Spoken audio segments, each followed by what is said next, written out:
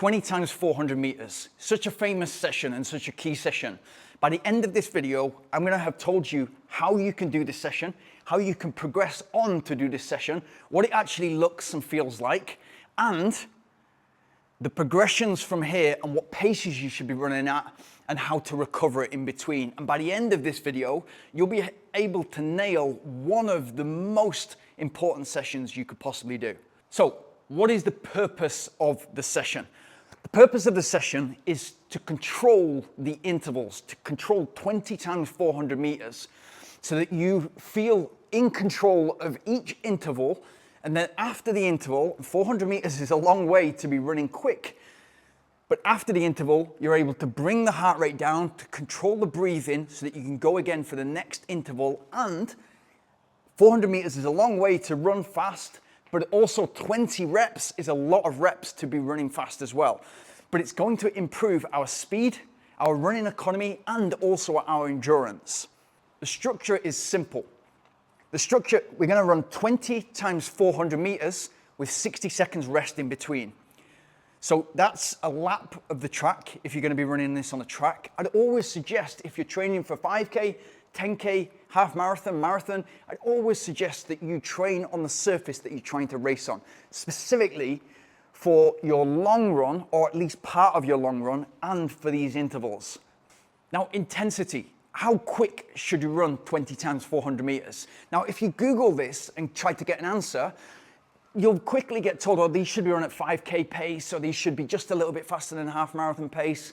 Those are two very, very different things and very, very different paces for each individual. And that's the key thing. Now, depending on where you're up to right now and depending on what your goals are, you would run this differently. What I like to do is I will start this at the start of a training program. And for example, if I'm trying to get fit before a training program, I'll start this at about marathon pace or half marathon pace. So that's relatively comfortable for me to run 400 meters at marathon or half marathon pace. But it's a great introduction to me getting back into structured interval training, me getting used to the speed again, and you don't want to do too quick. I say this all the time, but you don't want to go too quick too soon. And also the total volume of this session, 20 times 400 meters, is 8 kilometers running fast. And that might be a lot for you. So to go to progress and how you should progress onto this, naturally, it makes sense to start with 8 or 10 reps of 400 meters, or 8 or 10 reps of 250 or 300 meters. So you can progress distance-wise per rep, but also the total volume and the number of reps. So those are simple progressions. And you know, starting with the very basic, the logic of it, you could start with 5 times 400 meters, then 8 times 400 meters, then 10, then 12, then 15, then 18, then 20. The key is gradual in terms of improving the pace, gradual in terms of increasing the total volume of the hard work that you're doing, and gradual in terms of the number of reps and therefore kind of the body's ability to recover after each one of those reps and go again. So rest, why is it important? And I'll always say this, like 60 seconds, whether you're running a 10-minute interval or whether you're running a 400 meter interval, 60 seconds is a great amount of time to rest. And what I mean by rest is sip your drink if you need to, especially if it's a hot day. Practice with your nutrition that you're going to be running your goal race, especially if you're running half marathon, marathon, or ultra marathon. This is the perfect time during an interval to practice with the nutrition and the electrolytes and the amount of carbohydrates that you're trying to get in per hour. This is the perfect time. When you're running fast, how can your stomach, train your stomach to be able to take in those gels or that sports drink, whatever you're going to do on race day, train it to take it in whilst you're running fast, metabolize it and get that energy to the muscles. But 60 seconds will give you the perfect amount of time. Just take a quick sip of the drink. Okay, that was hard, and 400 meters is a long way, but I've got 60 seconds now to bring my heart rate down from whatever it is. It might be 160, 170, 180 beats, all the way down to controlled, ready to go again. And it's a great indication of fitness, and it's why so many people use this session as an indicator as how they're feeling right now.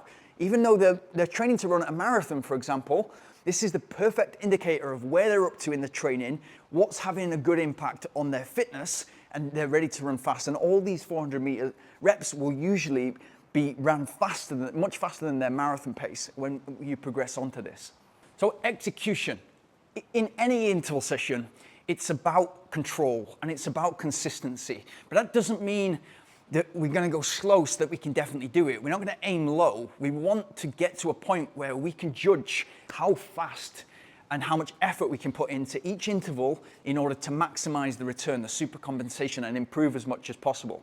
So 20 times 400 meters, it's a very, very difficult session to get right, but you want to be aiming within your warm-up. You want to be aiming to a point where, okay, you've done your kind of jogging, you've done your dynamic stretching, you've done some strides, you've got to a point, and I like to get to a point where I can run 250, 300 meters at the pace that I'm going to be running during the session. So I'm sweating already before the end of the warm-up because I want my body to have all those 20 times 400 meters. I don't want to have any for free. I don't want to have any shortcuts in the session. I want to be ready for that first and second rep to be the pace that I want to hit and maintain throughout the session. Control is the key, but it's about pushing yourself, but knowing, and this is exactly why the 8-kilometer total volume that we're running hard, we can manage that to run a lot faster. Eventually, when you've progressed onto this and you've progressed on the paces and you've started to run these quick, you can run much quicker per 400-meter interval than, of course, you could for 8 kilometers just all out in one go. And then you've got to be thinking about form. You've got to be thinking about your running style. Now, you should be practicing your running and getting the style right all the time so that you become as efficient and effective at running over the ground, at moving over the ground as you possibly can.